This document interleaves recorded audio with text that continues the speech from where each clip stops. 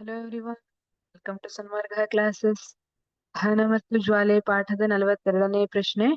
ಕೊಠಡಿಯ ಉಷ್ಣತೆಯಲ್ಲಿ ಬೆಂಕಿ ಕಡ್ಡಿಯು ತನ್ನಷ್ಟಕ್ಕೆ ತಾನೇ ಹೊತ್ತಿಕೊಳ್ಳುವುದಿಲ್ಲ, ಏಕೆ ವಿವರಿಸಿ. ಕೊಠಡಿಯ ಉಷ್ಣತೆಯಲ್ಲಿ ನಾವು ಬೆಂಕಿ ಕಡ್ಡಿಯನ್ನ ಅಂಗಡಿಯಿಂದ ತಗೊಬಂದು ಮನೇಲಿ ಇಡ್ತೀವಿ. ತನ್ನಷ್ಟಕ್ಕೆ ತಾನೇ ಹೊತ್ಕೊಂಡು ಉರಿಲಿಕ್ಕೆ ಸ್ಟಾರ್ಟ್ ಆಗ್ತದಾ? ಇಲ್ಲ. ಬೆಂಕಿ ಕಡ್ಡಿಯನ್ನ ಗೀರಿದಾಗ ಮಾತ್ರ ಅದು ಹೊತ್ತುಕೊಂಡು ಉರಿಲಿಕ್ಕೆ ಸ್ಟಾರ್ಟ್ ಆಗ್ತದೆ. ಅದೇ ಯಾಕೆ ಅಂತ ಕೇಳಿದ್ದಾರೆ. ಯಾಕೆ ಅದು ಕೊಠಡಿಯ ಉಷ್ಣತೆಯಲ್ಲಿ ಹೊತ್ತಿಕೊಳ್ಳುವುದಿಲ್ಲ? ಕೊಠಡಿಯ ಉಷ್ಣತೆಯಲ್ಲಿ ಬೆಂಕಿ ಕಡ್ಡಿಯು ತನ್ನಷ್ಟಕ್ಕೆ ತಾನೇ ಹೊತ್ತಿಕೊಳ್ಳುವುದಿಲ್ಲ, ಏಕೆಂದರೆ ಕೊಠಡಿಯ ಉಷ್ಣತೆಯಲ್ಲಿ ಅದು ಜ್ವಲನ ತಾಪವನ್ನು ತಲುಪುವುದಿಲ್ಲ. ಜ್ವಲನ ತಾಪ ಅಂದ್ರೆ ಯಾವುದೇ ಒಂದು ಇಂಧನ ಅಥವಾ ವಸ್ತು ಒಂದು ಕನಿಷ್ಠ ಉಷ್ಣವನ್ನ ತಲುಪಬೇಕು. ಆ ಉಷ್ಣಕ್ಕಿಂತ ಕೆಳಗಿದ್ರೆ ಅದು ದಹಿಸ್ಲಿಕ್ಕೆ ಪ್ರಾರಂಭವಾಗುತ್ತಿಲ್ಲ. ಆ ಉಷ್ಣವನ್ನ ಜ್ವಲನ ತಾಪ ಅಂತ ಹೇಳ್ತೀವಿ. ಜ್ವಲನ ತಾಪ ಆ ಉಷ್ಣವನ್ನ ತಲುಪಿದಾಗ ಮಾತ್ರ ಆ ವಸ್ತು ಉರಿಲಿಕ್ಕೆ ಅಥವಾ ದಹಿಸ್ಲಿಕ್ಕೆ ಪ್ರಾರಂಭ ಮಾಡ್ತದೆ. ಅದನ್ನ ಜ್ವಲನ ತಾಪ ಅಂತೀವಿ. ಈಗ ಬೆಂಕಿ ಕಡ್ಡಿಯನ್ನ ಒರಟಾದ ಮೇಲ್ಮೈಗೆ ಉಜ್ಜಿದಾಗ ಘರ್ಷಣೆಯಿಂದ ಉಂಟಾದ ಉಷ್ಣದಿಂದ ಬೆಂಕಿ ಕಡ್ಡಿಯ ತುದಿಯಲ್ಲಿರುವ ರಾಸಾಯನಿಕಗಳು ದಹಿಸಲು ಪ್ರಾರಂಭವಾಗುತ್ತವೆ. ಬೆಂಕಿ ಕಡ್ಡಿ ಆ ಕಡೆ ಈ ಕಡೆ ಕೆಂಪು ಬಣ್ಣದಲ್ಲಿ ಬರೆದಿದ್ದಾರೆ. ಅದು ಸ್ವಲ್ಪ ಗಾಜಿನ ಚೂರು ಮತ್ತೆ ಕೆಂಪು ಫಾಸ್ಫರಸ್ ಅನ್ನ ಸೇರಿ ಮಾಡಿರ್ತಾರೆ. ಬೆಂಕಿ ಕಡ್ಡಿಯಲ್ಲಿ ಪೊಟ್ಯಾಷಿಯಂ ಕ್ಲೋರೇಟ್ ಅನ್ನು ಮತ್ತು ಆಂಟಿಮನಿ ಟ್ರೈಸಲ್ಫೈಡ್ ಅನ್ನು ಉಪಯೋಗಿಸಿರ್ತಾರೆ.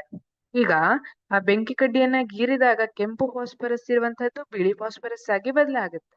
ಆ ಬಿಳಿ ಫಾಸ್ಫರಸ್ ಇರುವಂತದ್ದು ಪೊಟ್ಯಾಷಿಯಂ ಕ್ಲೋರೇಟ್ ನ ಜೊತೆ ವರ್ತಿಸಿ ಆಂಟಿಮನಿ ಟ್ರೈಸಲ್ಫೈಡ್ ಏನಿತ್ತಲ್ಲ ಅದು ಉರಿಲಿಕ್ಕೆ ಬೇಕಾದಂತಹ ಉಷ್ಣವನ್ನ ಉಂಟು ಮಾಡುತ್ತೆ. ಆದ್ದರಿಂದ ಬೆಂಕಿ ಕಡ್ಡಿ ಉರಿಲಿಕ್ಕೆ ಪ್ರಾರಂಭವಾಗುತ್ತೆ. ಈ ರೀತಿ ಮೆಕ್ಯಾನಿಸಮ್ ಇರುತ್ತೆ.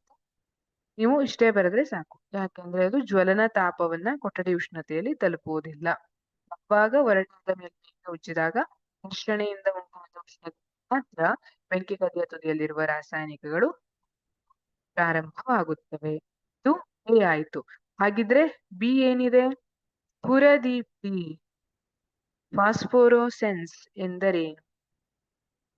ಇಲ್ಲಿ ನೋಡಿ, ಈ ಚಿತ್ರವನ್ನ ನೋಡಿದ್ರೆ ನಿಮ್ಗೆ ಬಂದ್ಬಿಡ್ತದೆ.